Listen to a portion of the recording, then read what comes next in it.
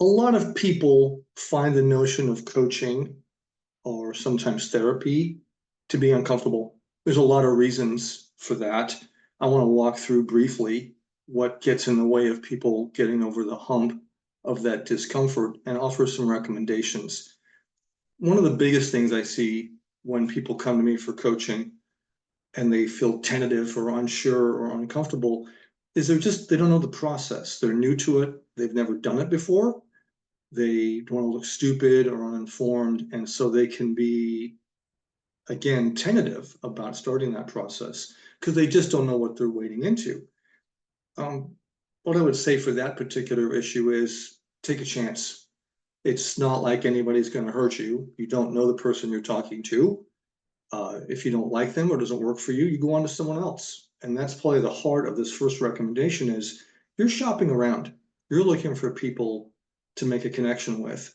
One of the things that the research says is that that connection probably is the most useful thing you can find in a coach, even over their expertise, as crazy as that sounds, because if you don't feel comfortable working with them, it's dang unlikely that you're going to make a lot of progress with them.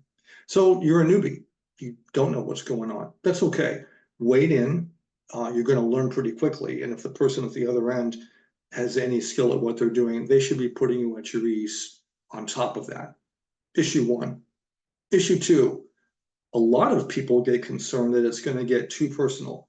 A phrase you hear a lot is, I'm afraid you're going to get inside my head, or you're going to try to psychoanalyze me. I'm not always sure what that means. I'm not a psychoanalyst. Psychoanalysis refers to classic Freudian psychotherapy or traditional therapy. I have no interest, no coach I know has any interest in getting inside someone's head. We're here to help you learn skills, techniques, tools to get on with what you need. I work with communication and conflict resolution. My mission is to help you become a better communicator in the different ways that are useful to you. There's no special magic to coaching, and I would argue there's no special magic to therapy. Even therapists don't have the intention of getting inside your head. They may very well have the intention of helping you figure out why you think certain things, how you can think about those things differently, where thinking is getting in the way. But the mission isn't to get inside anybody's head. And if you have the sense someone's trying to, probably they're a bad fit for you. You don't want to look weak. This is another concern that somehow talking about this stuff, like communication challenges, conflict within your family relationship, trust issues, infidelity issues, makes you either weak or vulnerable. You're exposing yourself to the stranger. Well, I can understand that. I would hope anybody could understand that. That feels like personal material. And most of us haven't learned to just comfortably blat out everything that's happening in our lives. I just want to say again, for this concern, in theory, you're coming to look for help. If you break your leg, you go to the doctor. You know, if you your water pipes fail in your house, you find a plumber. I'm pretty confident that doesn't make you look weak or vulnerable. It's different, absolutely, when you're talking about stuff like trust or communication or conflict.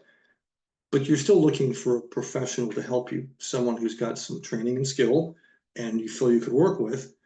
And again, it's not their business to put that in the evening paper. There's no interest in transmitting to the world. And they're not going to think less of you because you come to them with that problem. This is very much like going to a doctor. A physician's not going to think less of you because you broke your leg. At least I would hope they wouldn't.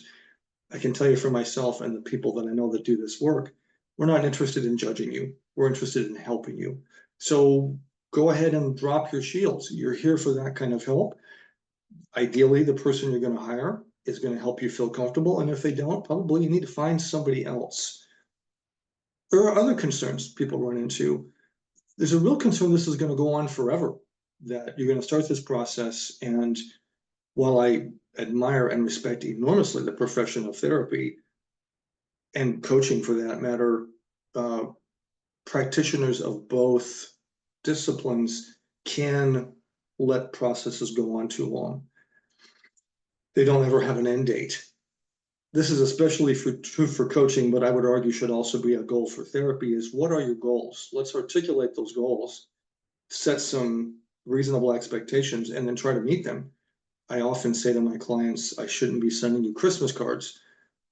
Unless it's Christmas time, then I shouldn't be sending you Easter cards. But we shouldn't be in a long-term relationship. Ideally, we should be able to get in, render assistance, and get out, on the assumption that if you need additional assistance, you can come back and get help later. But this shouldn't go on forever. Things should be focused. There should be some clarity about where you're headed, which doesn't say that you can't add time if you think it's necessary. You may discover other things you want to work on. That's cool. But this shouldn't go on forever.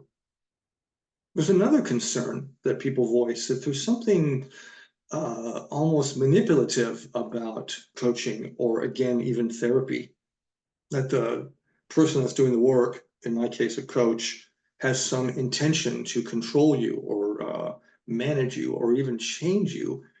No, that's not the goal. And again, if it was the goal, you should run away from that person.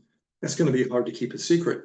Again, you go to see a physician, the doctor's not there to force you into a different way of living. They're there to render assistance and probably give counsel, advice, because that's part of their job. But it's always going to be up to you to decide what you want to do with that information. It's important to understand in the coaching process that at the end of the day, I'm a vendor. I'm here to render help. I'm not here to manage or control you. And there is nothing manipulative or evil by nature in this work. If a practitioner feels that way, you should be having a conversation with them or finding a different practitioner. Probably two more concerns, max. Some people, actually a lot of people, have tried this once, twice, three times, and it wasn't a good fit for whatever reason. The people didn't connect, the coach and the clients. They weren't getting the kind of help they needed. Sometimes people that do what I do, including me, may misunderstand or misjudge where the work should go. We're human beings too, and sometimes we decide that we think we know what's best. Bad, guilty as charged, certainly in the past. We should be talking about that. One of the things to address that, the sense that it's a waste of time, is try it with someone that works for you. I'm going to go back to an earlier piece of counsel. We should shop around.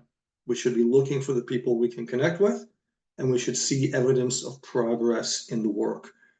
So if it's been a bad experience once, twice, three times, don't decide that the process itself is a waste of time. Find a good fit and see what's possible with that.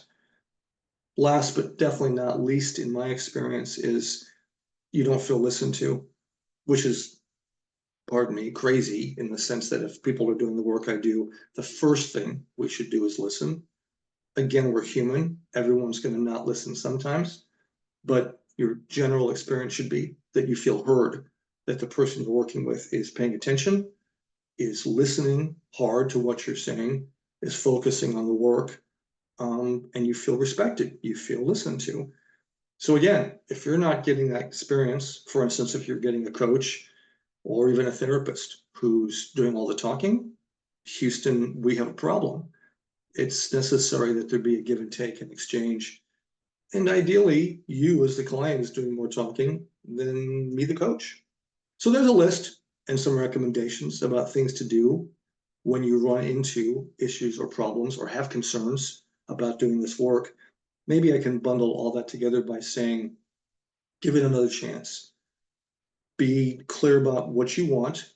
Be clear about whether or not that person is someone you can work with. It's a huge, important criteria. And take people for a test drive. If this person doesn't work, and I would include myself in that, I like to think I can help anybody, but the truth is I don't connect with everyone and vice versa, then wave adios and go find someone else. Thanks for listening.